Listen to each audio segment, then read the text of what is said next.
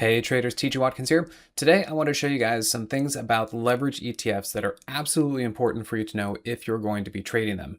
I've looked back at my YouTube history, and leverage ETF videos that I make are some of the biggest that I have as far as views. So clearly there's an interest here, and I wanted to dive a little bit deeper into some of the things that you need to know about this. But first, remember to hit that like and subscribe button, because that's the best way to make sure that you guys see these videos, especially since so many people wanted to know about them. I want to make sure that you continue to see them.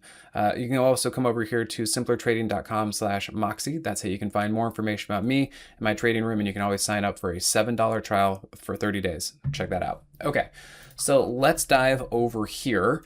And I'm going to be using GDX as an example. So this is GDX. This is the just regular GDX. Here is GDXU and here's GDXD. So GDXU is the triple leveraged ETF to the upside, and GDXD is the triple leveraged ETF to the downside, or inverse ETF. Some ETFs, leverage ETFs, don't do triple, they just do double. Some do 1.5. So make sure you know what you're trading before you really get into it so you can understand this. The other thing that, as I've been trading and studying leverage ETFs for many, many years, if you guys remember, I've had some really incredible trades using leverage ETFs. I had a 2,060% win on SOXL with trading options on a leverage ETF, so it is possible. So yeah, I'm pretty well versed with this kind of stuff. I have a lot of people that say, leverage ETFs have decay, and I don't think that is really the right way of explaining or expressing the issues with leverage ETFs. They don't have decay, because I can show you that the inverse ones actually can have, I call it slippage, and you can have slippage to the upside, and you can have slippage to the downside. It's not decay. This is not like options that if you give it enough time, it's going to work its way lower. That's just not the case. Now, for a bullish leverage ETF, like a long leverage ETF like GDXU, sure, there can be decay in the fact that if the underlying stock is pulling back, the leverage ETF can pull back further than the original. Like if the original ETF, let's just say here, if GDX were to be coming down and hit a level, from a prior level. So let's see, if here's a level, it moves up and then it pulls back, and that is so basically a double bottom on GDX. GDXU can go up and then actually go under that. That is what people tend to call decay. But I just, as I said, decay is not really the appropriate term, and I'm going to prove that to you right now, because you can actually have this slippage, is what I like to call, to the upside. So let's start out here. These are all three the same time frames on an hourly chart, the same move. We're going to be talking about from this move to this move, which is a down move, a pullback or a downtrend, whatever you want to call it, on GDX. Now, if you look here, this one came down, and you can see it was 30%. It was a 30% drop. So you would kind of imagine that the triple leverage long leverage ETF would go down 90%. 3 times 3, 9. So you come over here and you look at this, and let me change my scale just a little bit more. You can come down here, and no, it is, call it 70%. So you didn't even get the full max to the downside. So slippage, maybe you call it decay, but it didn't even decay enough in that direction based on what you would think the math would do. So again, I call it slippage. Now here's the really interesting part.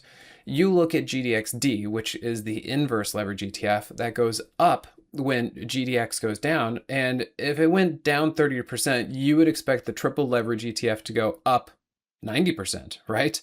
Well, check this out.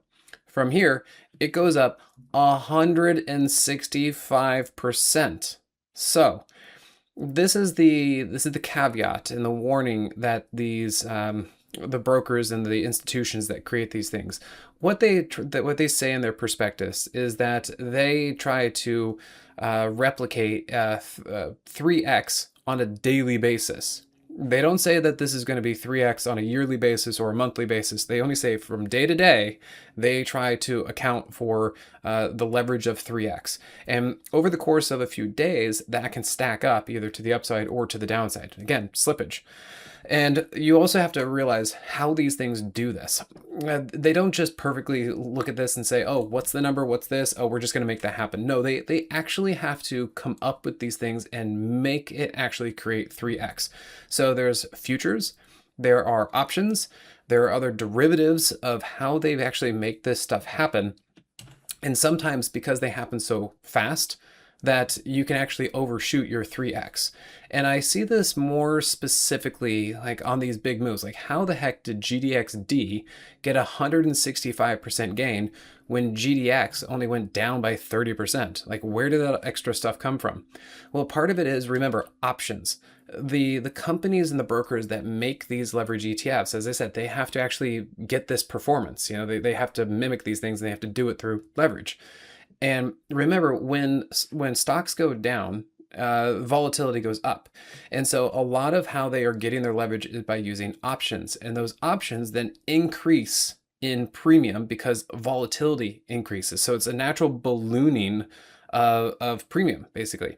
And so because they need this to go up when the market goes down, they are using options, puts, in order to get this. And when you do get a big move to the downside, your options not only appreciate in value just because the stock is moving down, but you get an increase in volatility. You get an increase in premium because volatility is increasing. So therefore, the intrinsic price of the options are increasing. And so that's how you can get this kind of stacked on effect.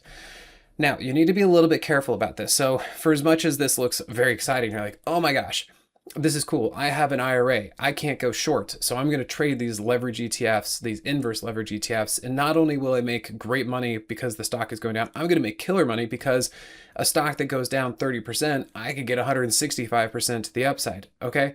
This will apply in certain conditions, as you can see. It can apply more when the down move is a little unexpected, or when most of the market is not prepared for it, and when it's a fast move that actually lasts for some time and maybe a greater trend. Okay. The concern, though, is maybe kind of the day-to-day. There is slippage. There is continual slippage, because let me zoom in on a little portion right here, and we'll look at this section right here and in through here.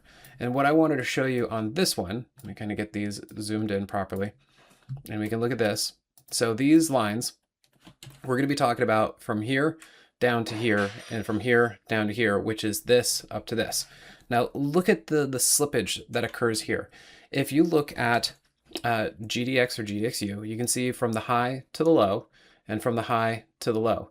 Well, look what happened. You should, because GDX made a lower high, GDXU should have made a higher low. But instead, look what happened. It's a double bottom. And this was a trade that I traded. I was trading both GDXU and GXD because I needed to kind of learn about this and see how this actually played out. And so if you were taking a small trade or a short-term trade, you would have expected that maybe you could have gotten 9 or 10% gain because GDXU went down by 9 or 10%.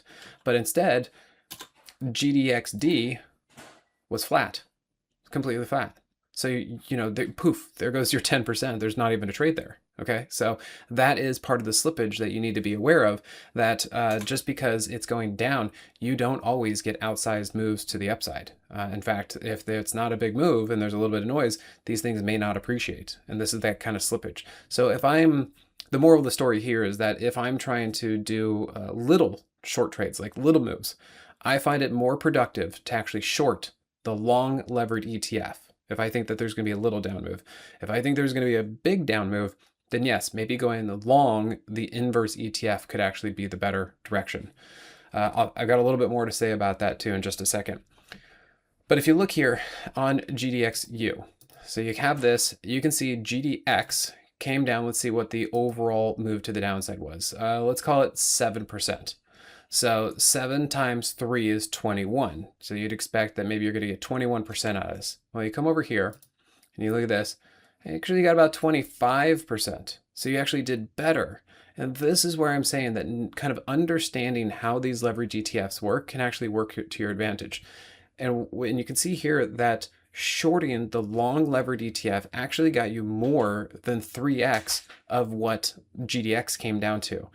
But if you went long the levered inverse ETF, you could see you only got 19%. That's even less, a little bit, that's even less than what GDX moved down. So this is where that slippage starts to come in. So the way that I trade these things is that if I am expecting a small pullback or a small move, I want that slippage to work in my advantage, and usually shorting a long levered ETF is the better way to do that if you want to get a little bit of advantage. If there is a bigger down move and like what could have a lot of oomph to it, maybe kind of a surprise, then maybe you are better off going long the inverse ETF, because you can see that slippage actually worked out better for the bearish ETF. Now, do we know how this is going to pan out every single time? No. So maybe if you want, you could have fun with it. You could actually short the long ETF and also go long the short ETF. Now, that doesn't mean you need to double up in size. You still need to account for your total risk, and then you can split that between the two and kind of see how it works out. Okay, it doesn't mean you need to get crazy and throw your whole account short on one and long on the other, because if it doesn't work, then you're out on both. So look at that. And then the other thing to be aware of, talking about decay, let me switch this over to a daily chart to kind of show that a little bit more. Look at this GDXD. You can see here that 160% move. I mean, it's a blip on the chart. So even though it's 165% that it did go up, you can see here, ultimately, it didn't really go anywhere. And so that is really, really specifically that when I talk about if you're going to be shorting these things, the leverage ETFs don't really work except for just short durations, like quick moments in time, because you can see even if we come over here on the daily chart for GDXU, I mean, look at this thing. You can see that from this point here, GDX has been coming down this entire time. It's basically gone, let's see, has come down right around 35%. And let's see what GDXD has done. It's gone up, okay, 105%. Actually, that's looking pretty good. That is actually on par, closer with the 3X. But you can see here, it doesn't look the same. It certainly doesn't look the same. And the slippage that we're talking about, look here, barely moved, barely went up for those 3 points. And yet you look at GDXD or GDX and definitely lower. So again, more slippage about how this stuff happens. So that's why it is important that if you're going to be trading these things, especially the bearish inverse ETFs, you don't want to hang on to them for too long, because the slippage can go against you. It can work not in your favor. All right, guys. So I hope that gives you a little bit more information to work with on these leverage ETFs. As I said, it's awesome seeing how many people were watching the leverage ETFs videos that I've put out, so that's cool. I will continue to make more if you guys like this content. So remember to hit that like and subscribe button. That way I know that you guys like it. And then you come over here at simplertrading.com/Moxie, and you can do $7 for a 30-day trial to come see how I do it in the trading room. All right, guys. Thanks again. We'll see you at the next one.